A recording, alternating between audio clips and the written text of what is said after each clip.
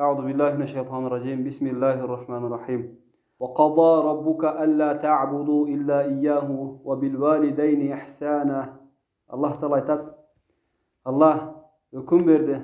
Жалгыз Аллага гана ибадат кылганга, жана ата-энеңерге жакшылык кылганга дейт. Биз ата-энеге жакшылык кылганга буйрулганбыз. Бир болот инсан менен Аллахтын ортосундагы мамиле, бир болот инсандар менен инсандардын ортосундагы мамиле. Пенделердин ортосундагы мамиледен эң чоң мамиле инсан менен болгон атасынын акысы. Аллах Таала өзүгө ибадат кылууга буйруу менен биргеликте, ошо өзүгө ибадат кылууга жалгыз эч бир нерсени шерк кылбай, андан кийин эле ошо жакын кылып кошуп алып келет. Ата-энеңерге жакшылык кылгыла деп. Башка аятта айтат: "Вала тaqul lahuma уф". Ата-энеңерге уф деп айтпагыла дейт. Себеби ушул эки эле сөз уф ата-энеге кылынган ыза, ата-энеге берилген кыйынчылык, ошол эменин эң аз даражасы жөн эле тил менен уф деп айтып койду. Аллах Таала ушундан да кайтарды. Себеби инсан ата-энесине кызмат кылуу менен, ата-энесинин акысын берүү менен Аллах Таала адамдын жашоосуна береке берет, өмүрүн узун кылат. Себеби Пайгамбарыбыз саллаллаху алейхи вассалам хадис айтат: кимдин өмүрү узун, жашоондо береке болууну кааласа, анда ата-энесин урматтап сыйласын, ата-энесине кызмат кылсын дейт.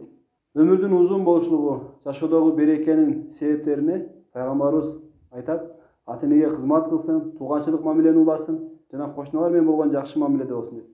Караңыз, ата-энеге болгон жакшы мамиле, алардын көңүлүн алуу, аларга кызмат кылуу, аларга массаж кылуу, кайсы бир деңгээлде айлантып келүү, жакшы сүйлөшүү, мейли сөз менен болсун курсан кылуу, же кыймыл аракет менен жардам берип аларды курсан кылуу биздин өмүрдү узун болушубузга себепчи болот. Бир күнү Али радhiyallahu anh Амирул Муъминин ошо эме болуп турганда, халифа болуп турган учурда бирөө келип айтат: "Я Амирул Муъминин, менин жашоомдо береке болбойт. Мен табам, мен жакшы иштейм, бирок жашоодо береке болбойт. Иштеген нерсемди, тапкан нерсемди пайдалуу жактарга иштете албай атам" дегенде айтат: "Бир нече амалдарды эсептеп берет. Сен амалдарды кечиктирип аткандырсың, намазды өз убагында окубай аткандырсың. Ошо бардыгын аткарып, ошо аткарып атам, акырга келгенде сен балким ата-энеңе кызмат кылбай аткандырсың" деп айтат. Айтат: "Мен ата-энем өтүп кеткен, кызмат кылганга мүмкүнчүлүк жок" десе, "Эгер өтүп кеткен болсо сен аларга дуа кылбай аткандырсың" дейт. Айтат: "Мен дуа кылам". Анан канча убакытта деп сураганда, ошо алысыраак убакытта айтат. Амир Муъминин Али радhiyallahu anh айтат: "Мен ойлойм, сенин рызкыңдын тар болушулугу, сенин жашооңдо берекенин аздыгы, сен ата-энеңе кылган дуанын аздыгы себептен" айтат. Караңыз, биздин ата-энелер тирик ата-энеге кызмат кылыш, алардын көңүлүн көтөрүш канчалык неме жогору даражада. Алар өтүп кеткенден кийин дуа кылбасак, биздин жашоодо берекен аз болгондон кийин аларга тирик учурда кызмат кылбасак, анда өтө өкүнүчтүү абал. Ошого кимдин ата-энеси болсо кызмат кылып калайлы.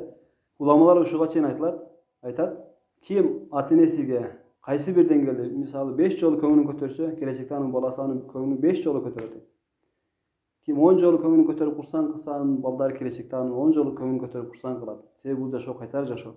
Биз кылган амалдарды келечекте бул балам мени карайт, бул балам тарбия берип койсом, жакшы карасам, бул мен келечекте мени багат деп ал үчүн кылбайлы. Биз кылган амалдарды Алла үчүн кылабыз. Себеби эч бир амал ихлассыз Алланын алдында кабыл эмес.